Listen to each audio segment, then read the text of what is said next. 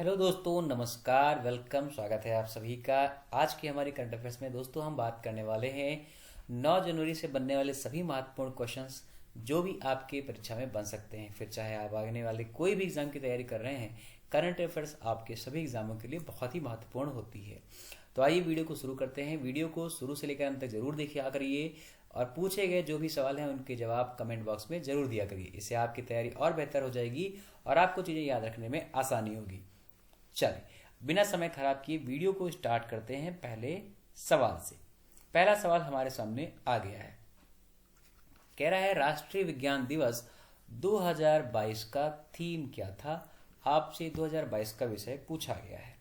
Option number A future of STI, option number B women in science, option number C science and technology for a sustainable future, option number D integrated approach in science and technology और sustainable future. तो आपके पास 4 option है। पूछा गया है राष्ट्रीय विज्ञान की थीम क्या थी। तो जवाब यहां पर हो जाएगा आंसर नंबर डी। इसे शॉर्ट फॉर्म में S&T आप याद रख सकते हैं। अब आइए इसके बारे में जान लेते हैं।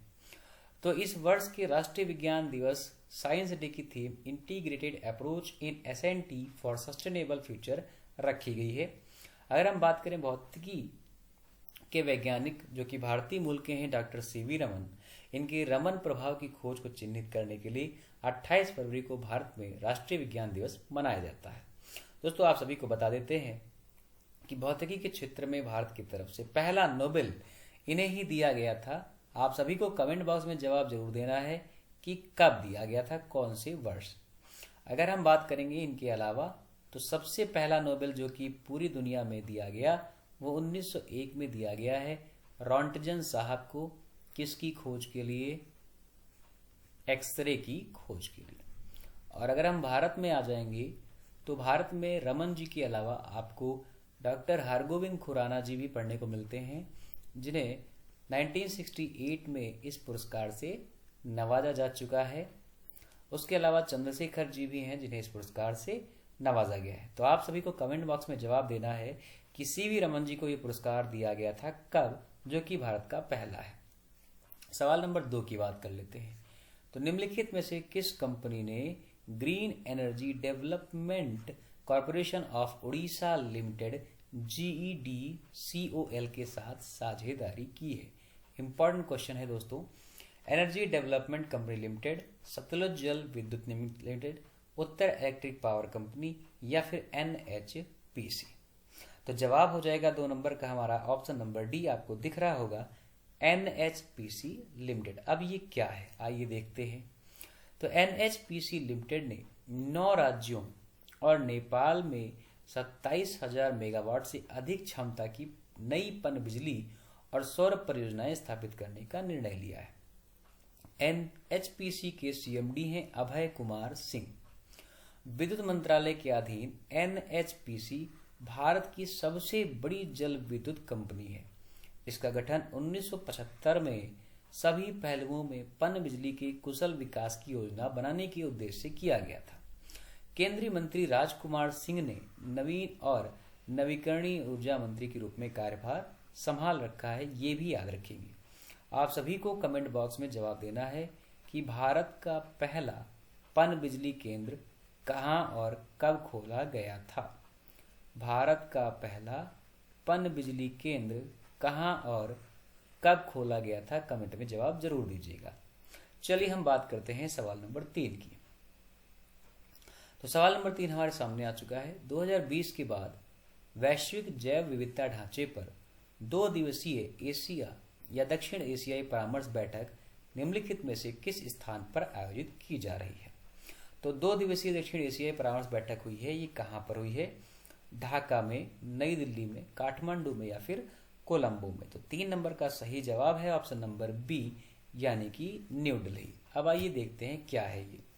तो 2020 के बाद वैश्विक जैव विविधता ढांचे पर 2 दिवसीय दक्षिण एशियाई परामर्श बैठक 6 जनवरी 2022 को नई दिल्ली में शुरू हुई। बैठक में बांग्लादेश, भूटान, मालदीव, नेपाल, श्रीलंका और पाकिस्तान के प्रतिनिधियों ने भाग लिया। अगर हम बात करें तो पड़ोसी देशों में चीन और म्यांमार छोटे हैं, बाकी सब लगभग हैं। तो बैठक की अध्यक्षता पर्यावरण, वन और जलवायु परिवर्तन मंत्री भूपेंद्र यादव जी कर रहे थे, याद रखिएगा। अब यहाँ पर दो बातें आपके लिए निकल के चली जाती हैं। सबसे पहला सवाल आपसे है कि जैव विविधता दिवस आप कब मनाते हैं? इसका जवाब आप कमेंट में जरूर देंगे। और दूसरा सवाल है आपके लिए कि भारत का पहला बायोस्फीयर रिजर्व कहाँ पर और कब खोला गया? तो भारत का पहला बायोस्फीयर रिजर्व कहाँ और कब खोला गया, इसका जवाब भी आपको कमेंट बॉक्स में जरूर देना है। चलिए हम बात करते हैं अपने अगले सवाल की। तो हाल ही में दिए गए वर्ष 2020 के राष्ट्रीय जल पुरस्कारों में किसे सर्वश्रेष्ठ राज्य श्रेणी का पुरस्कार मिला है? 2020 के राष्ट्रीय जल पुरस्कारों में किसे सर्वश्रेष्ठ राज्य श्रेणी का पुरस्कार मिला? पंजाब, उड़ीसा, उत्तर प्रदेश या फिर केरल? तो 4 नंबर का सही जवाब है ऑप्शन नंबर सी, यानी कि हमारा प्यारा यूपी। अब आइए देखते हैं। तो हाल ही में जल शक्ति मंत्रालय, जिसकी स्थापना 2019 में की गई थी, की ओर से तीसरे जल पुरस्कार 2020 का उत्तर प्रदेश में अपना परचम लहरा दिया है, यानी कि प्रथम स्थान हासिल किया। यहाँ सर्वश्रेष्ठ राज्य श्रेणी में उत्तर प्रदेश का पहला स्थान है। इसके बाद दूसरे स्थान पर राजस्थान और तीसरे पर तमिलनाडु है। उत्तर प्रदेश के मुजफ्फरनगर को उत्तरी क्षेत्र में सर्वश्रेष्ठ जनपद के लिए राष्ट्रीय पुरस्कार दिया गया है। अब यहाँ पर याद रखिएगा, अभी 2 योजनाएं आपके पास आई थी। एक था हर घर जल योजना, ध्यान से देखिएगा, और दूसरा था हर घर नल योजना। तो हर घर नल योजना आपके गोवा में आई थी, इसे याद रखिएगा, और हर घर जल योजना आपके यूपी की थी। तो ये दोनों भी आपको याद रखने हैं। Very very most important question है दोस्तों। चलिए अब आगे बढ़ते हैं। लिखा है सवाल नंबर 5, आयशा मलिक को किस देश की सुप्रीम कोर्ट की पहली महिला जज नियुक्त किया गया है? आयशा मलिक को किस देश की सुप्रीम कोर्ट की पहली महिला जज नियुक्त किया गया है? पाकिस्तान, अफगानिस्तान, नेपाल या फिर भूटान? तो 5 नंबर का हमारा सही जवाब हो जाएगा ऑप्शन नंबर ए, यानी कि पाकिस्तान। बहुत इंपॉर्टेंट क्वेश्चन है दोस्तों, ध्यान रखना। लाहौर हाई कोर्ट की जज आयशा मलिक को सुप्रीम कोर्ट में प्रोन्नत करने की हाई पावर पैनल की मंजूरी के बाद पाकिस्तान सुप्रीम कोर्ट की पहली महिला जज की नियुक्ति के करीब पहुंच गया है। मुख्य न्यायाधीश गुलजार अहमद की अध्यक्षता में पाकिस्तान के न्यायिक आयोग जेसीपी ने मलिक की पदोन्नति को 4 के मुकाबले 5 मतों से बहुमत से मंजूरी दे दी है। तो इस बात को याद रखिएगा, बहुत इंपॉर्टेंट क्वेश्चन है दोस्तों। चलिए बात करते हैं सवाल नंबर 6 की। तो बहाने छोड़ो टैक्स बचाओ, बहुत इंपॉर्टेंट है, ध्यान रखेंगे। बहाने छोड़ो टैक्स बचाओ अभियान किस जनरल इंश्योरेंस कंपनी के द्वारा प्रारंभ किया गया है? LIC, HDFC, ERGO, oriental insurance या फिर SBI? 6 नंबर का सही जवाब हो जाएगा ऑप्शन नंबर डी, यानी कि SBI। भारतीय state bank general insurance company limited ने बहाने छोड़ो टैक्स बचाओ नामक अभियान शुरू किया है। यह स्वास्थ्य बीमा को चुनने के अन्य लाभों पर प्रकाश डालेगा। इस अभियान का उद्देश्य इस बारे में जागरूकता बढ़ाना है कि कैसे स्वास्थ्य बीमा खरीदने से लोगों को टैक्स बचाने में मदद मिल सकती है, यानी कि जो भी आप टैक्स दे रहे हैं उसमें आप कटौती कर सकते हैं स्वास्थ्य बीमा खरीद कर। तो ये SBI ने जारी किया, ऐसे याद रखिए। बात करते हैं सवाल नंबर 4 की। तो Gandhi ji assassin the making of Nathuram Godse and his India, माफ कीजिए, आइडिया ऑफ इंडिया नामक नई पुस्तक किसने लिखी है? राहुल रवेल, धीरेन्द्र झा, VL इंदिरा दत्त या फिर हरीश मीनाक्षी? तो 7 नंबर का हमारा सही जवाब हो जाएगा ऑप्शन नंबर बी, यानी कि धीरेन्द्र झा। दिल्ली के पत्रकार हैं धीरेन्द्र झा ने गांधी के हत्यारे the making of Nathuram Godse and his idea of India नामक पुस्तक लिखी है। पुस्तक उन संगठनों के साथ गोडसे के संबंधों की पड़ताल करती है जिन्होंने उनके विचार को प्रभावित किया और उन्हें उद्देश्य की भावना दी और गोडसे के संकल्प को धीरे धीरे सख्त किया कि महात्मा गांधी की हत्या कैसे हुई। आप सभी को कमेंट बॉक्स में जवाब देना है। हमने कल के अपने सेशन में बताया था कि पश्चिम बंगाल की एक पत्रकार हैं जिन्होंने ममता जी के लिए एक पुस्तक लिखी है जिसमें ये बताया गया है कि बीजेपी की हार पिछले चुनाव में किस प्रकार हुई। वो कौन राइटर हैं, उनका नाम आपको कमेंट बॉक्स में जरूर देना है। चलिए हम बात करते हैं सवाल नंबर 8 की।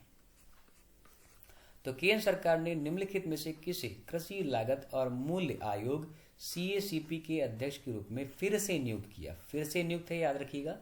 तो वैजयंत पांडा, पवन कुमार गोयनका, विजय पाल शर्मा या फिर M वेणुगोपाल। तो 8 नंबर का जवाब हमारा हो जाएगा विजय पाल शर्मा जी, इन्हें याद रखिएगा आप।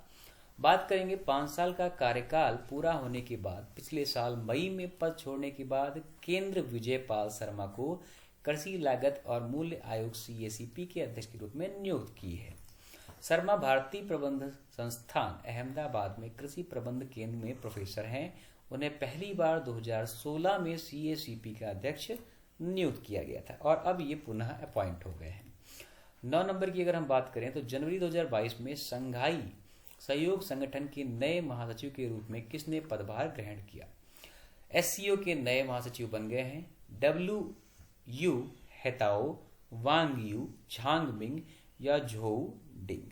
तो 9 नंबर का हमारा सही जवाब है ऑप्शन नंबर C, यानी कि झांग मिंग।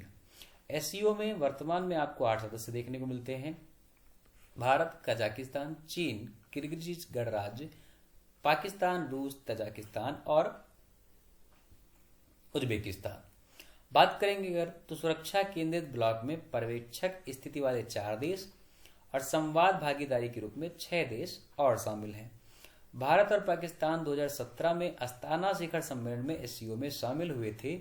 इस बात को आप याद रखिएगा, इंपॉर्टेंट है। कमेंट में बात जरूर करेंगे कि अस्ताना किस देश की कैपिटल है, आपको बताना है। हमारा 10 नंबर का सवाल है, सवाल थोड़ा बड़ा जरूर है लेकिन बहुत महत्वपूर्ण है। एविएशन एनालिटिक्स फर्म सीरियम के अनुसार वर्ष 2021 में ऑन टाइम प्रदर्शन के लिए 10 वैश्विक सूची में शामिल होने वाला भारत का एकमात्र हवाई अड्डा कौन सा है? तो टॉप 10 में एक भारत का भी है, बड़ी बात है।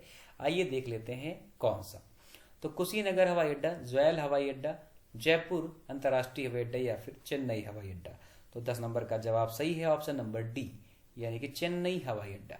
आइए, एविएशन एनालिटिक्स फर्म सीरियम के अनुसार भारत का चेन्नई हवाई अड्डा वर्ष 21 में ऑन टाइम प्रदर्शन के लिए शीर्ष 10 वैश्विक सूची में शामिल होने वाला भारत का एकमात्र हवाई अड्डा है। चेन्नई 8वें स्थान पर इनमें से आया है। शीर्ष 3 की बात करें तो अमेरिका में मियामी हवाई अड्डा, जापान में फुकुओका हवाई अड्डा और हानेडा हवाई अड्डा, ये टॉप 3 हवाई अड्डे हैं, इन्हें याद रखिएगा।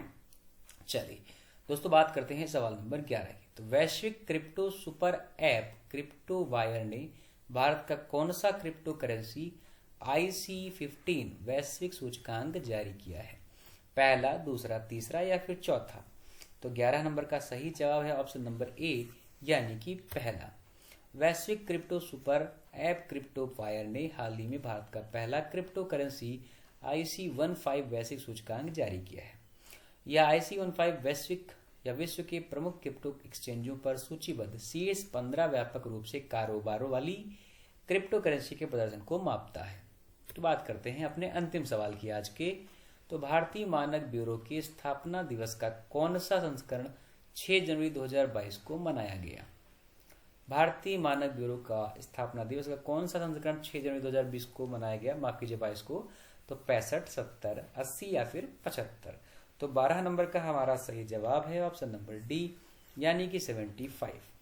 भारतीय मानक ब्यूरो की स्थापना 6 जनवरी 2022 को अपने स्थापना दिवस का मना रखा है। कार्यक्रम को उपभोक्ता कार्य, खाद्य और सार्वजनिक वितरण मंत्री पीयूष गोयल ने संबोधित किया है। दोस्तों, ये थे हमारे आज के मोस्ट इंपोर्टेंट करंट अफेयर्स जो आपके लिए आपकी परीक्षा को साकार कर सकते हैं।